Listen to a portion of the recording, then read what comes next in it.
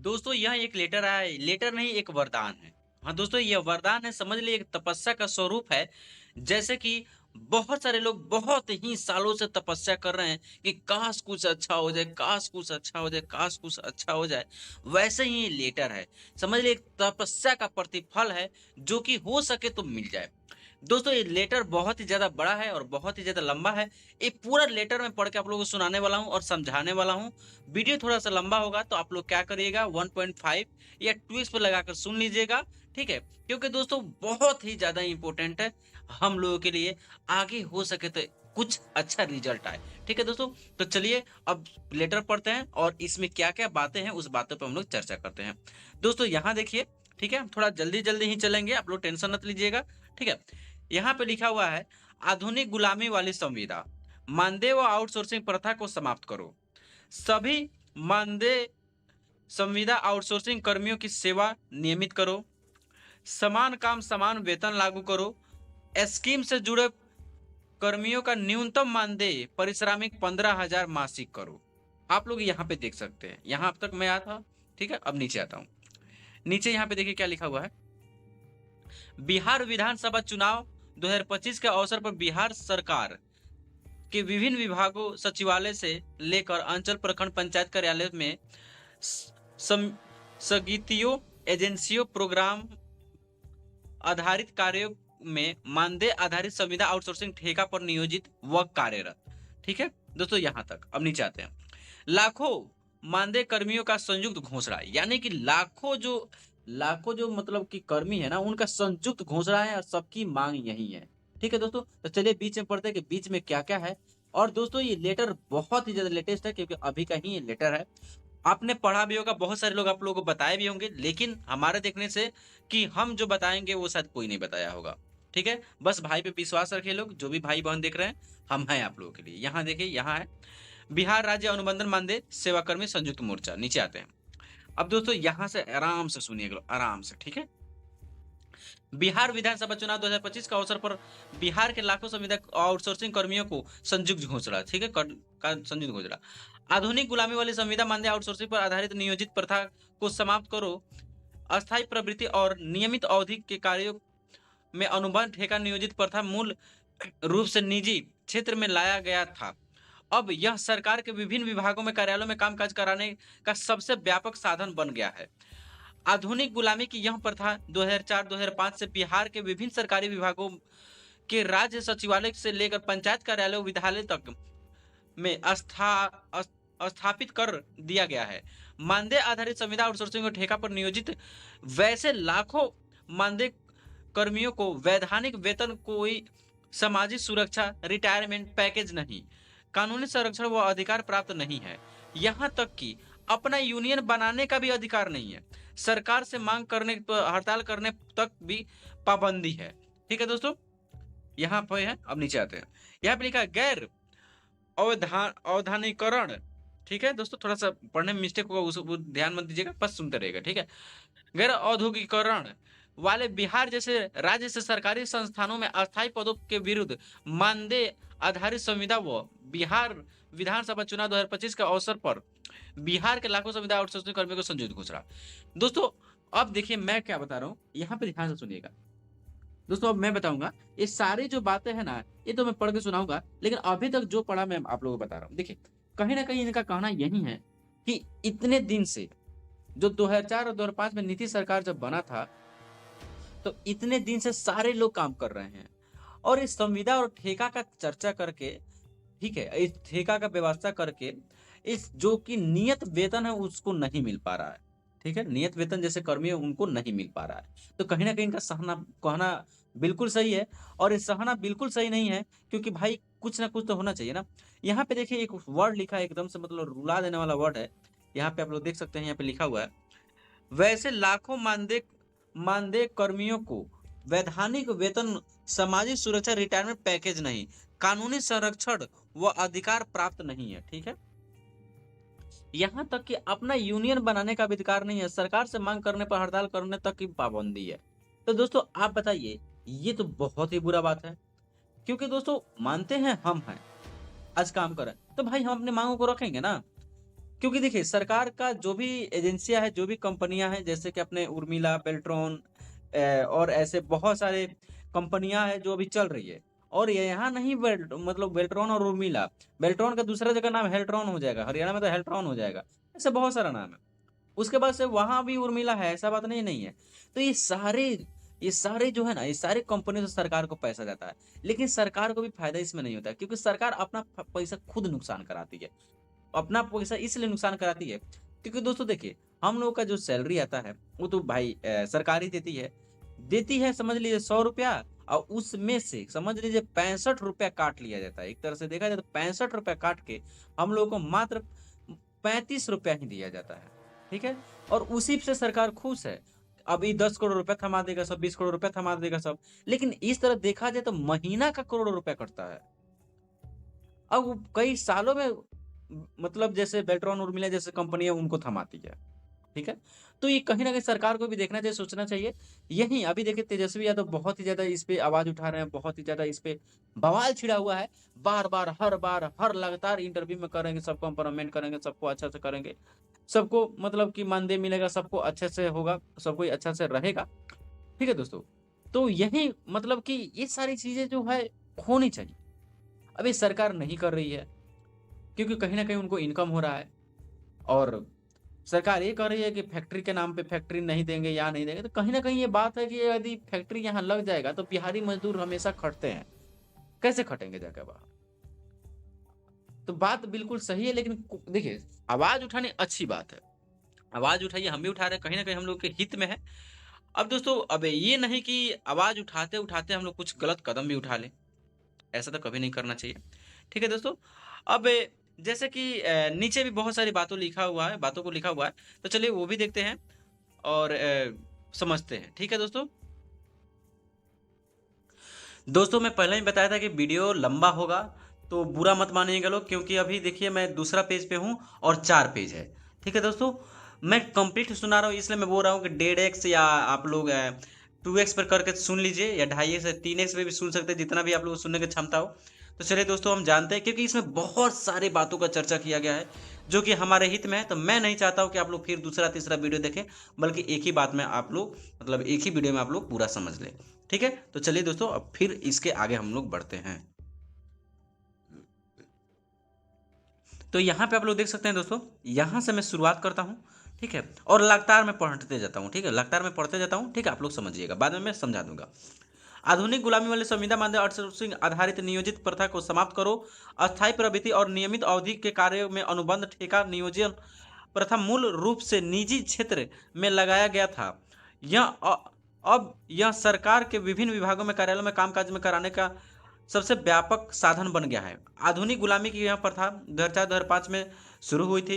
सरकारी विभागों में सचिवालय में से लेकर पंचायत कार्यालय, विद्यालय तक स्थापित कर दिया गया है। मानदेय आधारित संविदा आउटसोर्सिंग कर्मियों पर नियोजित वैसे लाखों मानदेय कर्मियों को वैधानिक वेतन नहीं मिलता, सामाजिक सुरक्षा नहीं, रिटायरमेंट नहीं है और पैकेज नहीं, कानूनी सुरक्षा भी नहीं है। ठीक है? अब नीचे आते हैं। अब दोस्तों यहाँ से आते हैं, यहाँ से। ठीक है? यहाँ से। ठीक है? गैर वैधानिक वाले बिहार जैसे राज्य में सरकारी संस्थाओं में अस्थायी पदों के विरुद्ध मानदेय आधारित संविदा व आउटसोर्सिंग पर कई लाख कर्मी नियोजित है, जिनका नियुक्त खुद सरकार व सरकार की समिति अथवा सरकार द्वारा मान्यता प्राप्त एजेंसियां है। ऐसे सभी कर्मियों तथा तयशुदा मानदेय का भुगतान प्रत्यक्ष या अप्रत्यक्ष तौर पर सरकार के कोषागार से किया जाता है। ठीक है? इस तथ्य के आलोक में वैधानिक रूप से इन्हें सरकारी कर्मचारी का दर्जा दिया जाना अनिवार्य है। अब यहाँ आते हैं दोस्तों, यहाँ पे। ठीक है? यहाँ से। ठीक है? मांगों की पूर्ति को लेकर हड़ताल आंदोलन सरकार से मान्यता प्राप्त एजेंसियों द्वारा सीधे काम से बर्खास्त कर देना उसूल बन गया है। दोस्तों दिल की बात है, एकदम से दिल को छू जाने वाली बात है। मैं एक तरह से कहूँगा ना, एकदम से लव यू भाई। जो भी लिखा है ना, जो भी बातों को लिखा ना, बहुत अच्छा है। हाल ही में 7480 विशेष सर्वेक्षण संविदा कर्मियों को 2023 में 219 आंगनबाड़ी सेविका सहायिका 10,000 से अधिक जीविका कर्मियों को बर्खास्त किया गया था। इसके पूर्व कृषि विभाग में सांख्यिकी कार्य से जुड़े कर्मियों को पूरी तरह काम से हटा दिया गया। सैकड़ों कार्यपालक सहायकों आशा कर्मी व विद्यालय रसोई कर्मी पर आंदोलन के दौरान सरकार द्वारा बर्खास्तगी का गैर लोकतांत्रिक हमला किया गया। यह हमला व्यापक रूप से बदअस्तूर जारी है। दोस्तों बहुत ही अच्छी बात बोला गया है, बहुत ही अच्छी बात इसमें कहा गया है। दोस्तों आप लोग और सुनिए, और इंटरेस्टिंग है और मजा आने वाला है। ठीक है, मतलब मजा क्या, जो भी हो आएगा। मानदेय आधारित संविदा आउटसोर्सिंग कर्मियों के श्रम की मर्यादा, जीवन मूल्य, सामाजिक जीवन, गौरवपूर्ण जीवन जीने लायक वेतन, मेहनताना और अन्य समस्त कानून अधिकारों की प्राप्ति से बाहर एक आधुनिक गुलामी की श्रेणी वाली एक नया वर्ग खड़ा किया गया है, जो मशीन की तरह काम करे तो लेकिन किसी भी तरह का कोई मांग नहीं करे और नहीं सरकार के खिलाफ अपने आक्रोश का इजहार करे। शोषण, उत्पीड़न और अपमान झेलते ऐसे ही कर्मियों का नाम संविदा आउटसोर्सिंग मानदेय कर्मी है। वाह क्या बात है भाई, क्या बात है, क्या बात है। ताली बजाइए लोग, ताली बजाइए लोग, ताली बजाइए लोग। क्या बात भाई लिखा है ना भाई, एकदम मतलब कि समझ लीजिए, पूरा समझ लीजिए कि पेपर में उतार दिया। जो भाई सामने जो दिख रहा है ना, समझ ले, एक तरह से फील करिए लोग, आप इस बात को फील कर सकते हैं, एकदम फील करिए लोग। मैं जो पढ़ रहा हूँ ना उस पर ध्यान दीजिए, एकदम से लगेगा आपकी आंखों के सामने हो रहा है। मैं आप लोगों का दुख समझ सकता हूँ भाई, सबका दुख यही है। बहुत ही अच्छा बात लिखा है मेरे भाई ने, जो भी लिखे, जो भी लेटर बनाए, एकदम लव यू भाई, लव यू। आगे चलते हैं लोग, ठीक है, यहाँ आते हैं लोग, ठीक है। ग्रेजुएटी छुट्टी, रिटायरमेंट बेनिफिट, वार्षिक मानदेय वृद्धि, कालबद्ध मानदेय रिवीजन की बात छोड़िए, सरकार मजदूरी मेहनताना को लेकर भी पीएफ राशि की चोरी करने लगी है। बात बिल्कुल सही है दोस्तों, चोरी की है, क्योंकि मेरा 3 महीना का पेंशन हुआ, ठीक है, 1 महीने का 1700 हुआ, 3 महीने का 5100 रुपया हुआ, लेकिन मेरे में आया है मात्र 1400 रुपया। ठीक है, पता ना किस हिसाब से दिया हुआ है, हमको खुद नहीं पता है। ठीक है, अब पीएफ भी चोरी करना शुरू कर दिया, बात बिल्कुल सही है, राशि की चोरी करने में लगी है। दोस्तों यहाँ पे मैं हूँ, यहाँ पे आप लोगों को बता दूँ, आप भी देखते चलिएगा अगर देख रहे हो तो, ठीक है। क्या यह विश्वास करने लायक बात है? हाँ बिल्कुल है, क्योंकि मांगे जाने के कारण हाल ही में जिन 7480 विशेष सर्वेक्षण कर्मियों को सरकार को बर्खास्त किया गया, इसमें 10,000 से अधिक कर्मियों के भविष्य निधि के हिस्से की राशि जो नियोक्ता सरकार विभाग का वेतन का 12% प्रति वर्ष 12% प्रति कर्मी के दर से जमा करना था, वहाँ मात्र 500 रुपया प्रति कर्मी जमा किया जा रहा है। बताइए, 1200 रुपया जमा, 500 रुपया, 700 रुपये इसमें से मार लिया। कोई 10 साल नौकरी कर लिया हो तो, चाहे 7 साल का, 5 साल, 2 साल कर लिया, उसका क्या होगा, जोड़ लीजिए लोग। ऐसे ही राज्य की डबल इंजन सरकार के 4 दर्जन से अधिक विभागों, विभिन्न एजेंसियों अथवा स्कीम में कार्यरत कर्मियों की एक समान दशा है। वहाँ किसी तरह का कोई भविष्य निधि कटौती या तो किया नहीं जाता है, अथवा आधे अधूरे ढंग से, वह भी गैर नियमित ढंग से किया जा रहा है। यह बात समान रूप से सरकार का निजी एजेंसी पर लागू है। सही बात है, बिल्कुल बात सही है, सही बात है, लागू है भाई। और ये जो काटा जा रहा है, बात सही है भाई, मैं भी प्रूफ हूँ, मैं खुद प्रूफ हूँ भाई, उस चीज़ के लिए, पीएफ को लेकर मैं हूँ ना भाई, मैं हूँ ना अभी डिपार्टमेंट, मैं खुद प्रूफ हूँ भाई, दिखाऊंगा, कभी वीडियो लाऊंगा तो उसके बारे में दिखाऊंगा। यहाँ आते हैं, क्या आप कल्पना कर सकते हैं कि पिछले 1 दशक से अधिक समय से केंद्र में सत्तारूढ़ केंद्र सरकार में के राष्ट्रीय स्वास्थ्य मिशन अथवा नेशनल अर्बन और रूरल लाइवलीहुड मिशन के अंतर्गत कार्यरत कर्मियों को मेहनताना राशि मानदेय का रिवीजन किया है? उत्तर है नहीं, क्योंकि नहीं किया गया। इसका जवाब केंद्र और राज्य दोनों सरकार को देना होगा। आधुनिक गुलामी का एक उदाहरण यह है कि आज जय खाने पीने से लेकर हर वस्तु महंगाई से झुलस रहा है। महंगाई और बेरोजगारी के चरम पर है। ऐसी स्थिति में समाज में सबसे कमजोर वर्ग के जाति आने वाली महिलाओं कर्मी, जिसे 24 घंटे और 7 दिन कस्तूरबा गांधी बालिका विद्यालय में रहकर खाना बनाती है, ऐसे रसोई और सुरक्षा प्रहरी आदि को पिछले 1 दशक से मात्र 150 रुपया दैनिक मजदूरी खटाया जा रहा है, जबकि बिहार सरकार द्वारा घोषित न्यूनतम मजदूरी कुशल श्रेणी का 536 रुपया है। दोस्तों सही बात है भाई, सही बात, आगे चलते तो बताते हैं आप लोगों को, सही बात है। इन्हें न तो छुट्टी, न ड्रेस, न रहने का कमरा, छुट्टी के दिनों में भी काम कर और मेहनताना राशि नहीं दिया जाता है। साल में 12 के बजाय 10 महीने ही मानदेय मजदूरी दिया जाता है। इसे शोषण नहीं तो गुलामी खटाना कहते हैं। ऐसे स्थिति में अपवाद स्वरूप भी कहीं कोई विभाग के कर्मी नहीं बचे हैं। दोस्तों बात बिल्कुल सही है, सही बात है दोस्तों, ये बहुत ही अच्छी बात इन्होंने लिखा हुआ है। ये देखिए दोस्तों, मैं भी एक लेटर बनाया था जिसमें कुशल अकुशल वो सारा चीज़ मैं बताता हूँ, लेकिन मैं उस लेटर में ये भी बोला था कि भाई ये सब ज़मीनी स्तर पर लागू नहीं था, कागज़ में ही रह जाता है। ₹536 है तो 150 में कैसे घटाया जा रहा है? ये सरकार का कहीं न कहीं कमी है, कहीं न कहीं अनदेखा है जिसके कारण ये सारा काम हो रहा है। सरकार तो लागू कर दे रही है लेकिन ज़मीनी स्तर पर लागू नहीं हो रहा है। ये बेल्ट्रॉन जैसे, वोइला जैसे और ऐसे बहुत सारे कंपनियाँ हैं जो कि सारे पैसा लेके बैठ जा रही है, सारा पैसा खा जा रही है और हम लोग बाबा जी के ठुल्लू थमा दे रही है। ठीक है दोस्तों? तो ये बिल्कुल भी सही कहना है, बिल्कुल बात सही है। जो भी माँगे ये लोग अगर सदन में चला गया ना, सही बता रहे हैं, विधानसभा में या कहीं भी मतलब जहाँ भी चला गया ना, विधायक लोगों के पास चला गया या सीएम जी के पास चला गया, भाई या मोदी जी के पास ही चला गया, मोदी जी भी सुनेंगे ना तो कहेंगे बाप रे बाप! क्या दुःख में जीते हैं लोग रे भाई, सच्ची बात है। वो भी रो देंगे लोग, हम रियली बता रहे हैं। चलिए नीचे आते हैं। राशि मानदेय का रिवीजन किया गया, उत्तर में है नहीं। यहीं तो थे? नहीं, यहाँ यहाँ थे। सॉरी यहाँ थे। ठीक है? यहीं जाते हैं। ठीक है? यहाँ से आते हैं, यहाँ से आते हैं। ठीक है? दोस्तों यहाँ से। ठीक है? उसके नीचे वाले से। संविदा आउटसोर्सिंग कर्मियों को सेवा नियमित करने हेतु महासंघ गोट 2014 मतलब नीचे आते हैं। अब मतलब साफ है, यहाँ से आते हैं, मतलब साफ है। मतलब साफ है, संविदा मानदेय कर्मियों के सेवा नियमितीकरण के मामले में डबल इंजन के सरकार अंतिम कोशिश कार्यपालक सहायक के रूप में सब सामने, अर्थात बिहार के लाखों संविदा कर्मी आउटसोर्सिंग कर्मियों की सुरक्षा से जुड़े नियमितीकरण और वेतन का भविष्य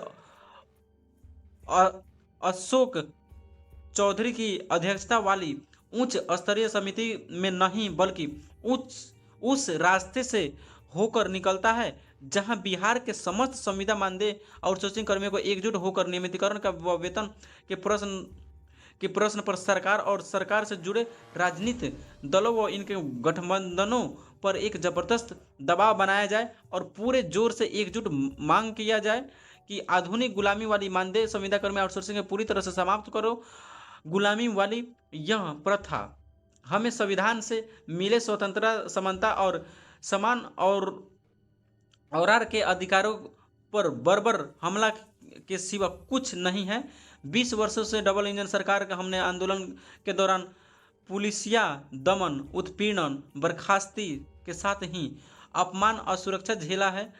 हमें इस सरकार ने इसके सिवा कुछ नहीं दिया है। आइए हम सब मिलकर मतलब ये सारा काम करते हैं। ठीक है? नीचे आते हैं। नीचे इसमें क्या क्या लिखा हुआ है? 20 वर्ष से डबल, सेम वही बातें लिखा हुआ है। ठीक है? अब यहाँ पढ़ते हैं लोग। ठीक है? आधुनिक गुलामी वाली संविदा मानदेय आउटसोर्सिंग कर्मियों की समाप्त करो। सभी मानदेय संविदा आउटसोर्सिंग कर्मियों की सेवा नियमित करो। समान काम समान वेतन लागू करो। स्कीम से जुड़े कर्मियों का न्यूनतम मानदेय पारिश्रमिक 15,000 मासिक करो। ठीक है? अब उसके बाद में आते हैं दोस्तों, यहाँ पे देखिए सारे लोग, सचिव, महासचिव, मुख्य सचिव, ई ऊ हाबी जाबी, जितना भी सारे लोग हैं, इनका नंबर भी यहाँ पे लिखा हुआ है, आप लोग देख सकते हैं। शायद आप लोग लेटर पढ़े हों, ध्यान नहीं दिए होंगे, यहाँ पे नंबर लिखा हुआ है सबका। तो दोस्तों बात बिल्कुल सही है, बिल्कुल सही है, बिल्कुल होना ही चाहिए, बिल्कुल ही होना चाहिए, तो होना चाहिए। मैं यही कहूँगा, होना चाहिए तो होना चाहिए। लेकिन लेकिन लेकिन लेकिन लेकिन दोस्तों आप बताइए, यदि कोई घर में सोया हुआ है, ठीक है, यदि कोई घर में सोया हुआ है, एक आदमी रातों दिन मेहनत कर रहा है, तो सबसे पहले बात बताइए, कौन सा मतलब दोनों आदमी में से कौन सा आदमी जल्दी कामयाब होगा? जो सोया हुआ है वो कामयाब होगा, या जो दिनों रात मेहनत कर रहा है वो कामयाब होगा? ठीक है दोस्तों, मैं जानता हूं कि आप लोग बोलिएगा मैं आप लोगों के विरुद्ध अभी जा रहा हूं, ठीक है, लेकिन जो पते की बात है मैं वो कर रहा हूं। ठीक है, मैं खुद हूं, मैं भी यही चाहता हूं, ठीक है, कि हम नियमित हो। लेकिन लेकिन लेकिन आप बताइए, जो उतना बड़ा सिलेबस पढ़ के आया है, एसएससी जैसे, सीजीएल जैसे बड़े एग्जाम को क्रैक करके आया, एक पल के लिए सोचिएगा दोस्तों, इतने बड़े बड़े एग्जाम क्रैक करके आया है, इतने सारा सिलेबस पढ़ा हुआ है, अब बताइए उन लोगों के साथ आप लोगों को समान वेतन कैसे मिलेगा? हम्म? अब आप बताइए, जो पटना में रह के, दिल्ली में रह के, घर में रह के, बंद हो के पढ़ रहा है और आप घूम के दिन भर इधर उधर बस रोड पे बाइक चला के, घुमा फिरा के, एक टाइपिंग सीख लिए, एक कंप्यूटर का नॉलेज ले लिए, थोड़ा सा, वो भी थोड़ा सा, क्या कर लीजिएगा आप लोग? अब कोडिंग आता है? नहीं आता है, नहीं आता है। कोडिंग नहीं आता है, बढ़िया डिजाइनिंग बनाने नहीं आता है, एक्सेल पे बहुत आदमी को काम करने नहीं आता है, बहुत सारे आदमी को लेटर टाइप करना नहीं आता है। क्या आप एक लेटर सीख के एक मतलब कि हिंदी इंग्लिश का टाइपिंग सीख के आप चाहते हैं कि सरकार गिरा दे? हम्म? भाई पते की बात है, बुरा मत मानिएगा लोग, जो बात है मैं वो बोल रहा हूँ। अब आप बताइए, मानते कोई सीजीएल का एग्जाम देकर गया है, सीजीएल पता है ना, और आप उसी माध्यम में संविदा कर्मी को रख दिया गया है, मतलब उससे लो ग्रेड का क्वेश्चन वोश्चन दे के रख दिया गया है। अब आप कहिए कि सेम टाइम पे ना भाई उसको अगर मिल रहा है 90,000 रुपये, तो हमको भी मिलना चाहिए 90,000 रुपये। ये तो बहुत गलत बात है, ये तो नाइंसाफ़ी है, ये तो वहीं दबंगई वाला बात हो गया ना। तो मैं दोस्तों ये कहूँगा, ऐसा प्रावधान नहीं होना चाहिए। ठीक है, बहुत सारे लोग 10 वर्षों से काम करते आ रहे हैं, भाई 10 वर्षों से काम करते आ रहे हैं, तो कहीं ना कहीं उनको नॉलेज है ना उस फील्ड का, उस डिपार्टमेंट का। वहीं पे अगर रह जाते हैं वहीं पे रह भी जाएंगे। ठीक है, मैं सरकार से ये मांग करता हूँ, मैं मांग करता हूँ, आप लोगों को बुरा लगेगा, माफ़ी चाहूँगा मैं, जो भी मेरे भाई बहन हमको सुन रहे हैं, मैं सरकार से मांग करता हूँ, देखिए आप एक टाइमिंग रखिए कि इस डिपार्टमेंट में आप 10 वर्ष काम करते हैं तो आपका सेवा नियमित कर दिया जाएगा, 5 वर्ष काम करते हैं, 3 साल काम करते हैं, सेवा नियमित कर दिया जाएगा। ठीक है, एग्ज़ाम हटा दे, क्योंकि बहुत सारे लोग हैं जो कि बुजुर्ग हो चुके हैं, वो कैसे एग्ज़ाम दे पाएंगे, इतना बड़ा सिलेबस नहीं दे पाएंगे, हम लोग खुद नहीं देख पाएंगे, अभी नौजवान है तो कम बड़ा सिलेबस थोड़े होता है एसएससी का, बीसीसी का, पढ़े बैठे हैं लोग का, वो जो पढ़ता होगा, इस जो मेरे बातों का सुन रहा होगा ना, वो जानता होगा। ठीक है, वो बतिया को। तो दोस्तों मैं यही बताना चाहता हूँ आप लोगों को कि एक प्रावधान होना चाहिए। ठीक है, और नहीं तो ठीक है, जैसे कि यूपी में हुआ है, बहाल हो, ठीक है, वैसे ही क्या करे कि डायरेक्ट बहाल भी हो, लेकिन गवर्नमेंट खुद करे, गवर्नमेंट का पैसा झूठ मूठ में एजेंसी खा रहा है, खुद करे और सीधा बोल दे कि हम आप लोगों को परमानेंट नहीं करेंगे, आगे इस बात को सोचा जाएगा। हर टाइम, हर 2 महीना, 4 महीना, 10 महीना, 1 साल, 2 साल, 5 साल के बाद लोग आवाज़ उठाएंगे कि हमें नियमित करिए, तो उस केस में हम कहेंगे कि ये बात ठीक रहेगा। लेकिन आप लोग दावा नहीं कर सकते हैं भाई, सच बताएं, तुम दावा नहीं कर सकते हैं। हाँ, सरकार ये प्रावधान जरूर लाए, मैं ये कहूँगा कि आगे चल के नियमित हो जाएगा। ठीक है, और ये जो कटौती वटौती हो रही है, सरकार का नज़र जाए इस पे यार। ठीक है, मुझे पता है कि बहुत सारे लोगों को बहुत सारा दिक्कत पहुंचे मेरे बातों की वजह से, बहुत सारे लोगों के मन में बहुत सारा ख्याल भी आ रहा होगा, लेकिन दोस्तों बात यही सच हमारे देखने से है, जो पते की बात है, दबंगई वाला बात नहीं। ठीक है, अगर अच्छे से सोचिए तो एक मैनरफुल आदमी की तरह सोचिएगा, तब का बात मैं बता रहा हूँ। ठीक है, तो दोस्तों हमारे देखने से यही होना चाहिए कि भाई हाँ, आगे चल के जॉब सिक्योरिटी, जॉब सिक्योरिटी पहले ही से रहना चाहिए, लेकिन आगे चल के और बढ़ जाना चाहिए, आगे चल के नियमित वाला एक झांसा नहीं बल्कि एक आशा होना चाहिए, मैं कहूँगा आशा होना चाहिए। और संविदा है तो क्या है, डिपार्टमेंट में ये रहना चाहिए कि नहीं वो भी कर्मी है, वो भी इसी डिपार्टमेंट का आदमी, आप लोग बदसलूकी नहीं कर सकते। ठीक है, तो ये सारा नियम होना चाहिए, ऐसे करने से उनको भी प्रॉब्लम हो सकता है, एक सरकारी कर्मी की तरह हम लोग रहे, वही हम भी चाहते हैं। ठीक है, आगे दोस्तों मुझे पता है कि आप लोगों को बहुत आहत पहुंचा होगा मेरे बातों की वजह से। ठीक है, बट कोई नहीं, आप लोग इस बात पे विचार करिएगा, वीडियो अच्छा लगा तो वीडियो को लाइक, चैनल सब्सक्राइब करिएगा। वीडियो बहुत ज़्यादा लंबा हो गया क्योंकि पूरा लेटर पढ़ के सुनाता था, और पूरा लेटर सुनाने के साथ साथ आप लोगों को बात विचार भी करना था, इसलिए थोड़ा सा लंबा हो गया। कोई नहीं दोस्तों, आगे वाला वीडियो भी बहुत ज़्यादा इंपॉर्टेंट होने वाला है, तो वीडियो में बने रहिएगा। नेक्स्ट वीडियो में डालने वाला हूँ बहुत ही जल्द, तो वीडियो को लाइक, चैनल सब्सक्राइब करिए दोस्तों। मिलते हैं नेक्स्ट वीडियो में, तब तक के लिए जय हिंद, वंदे मातरम।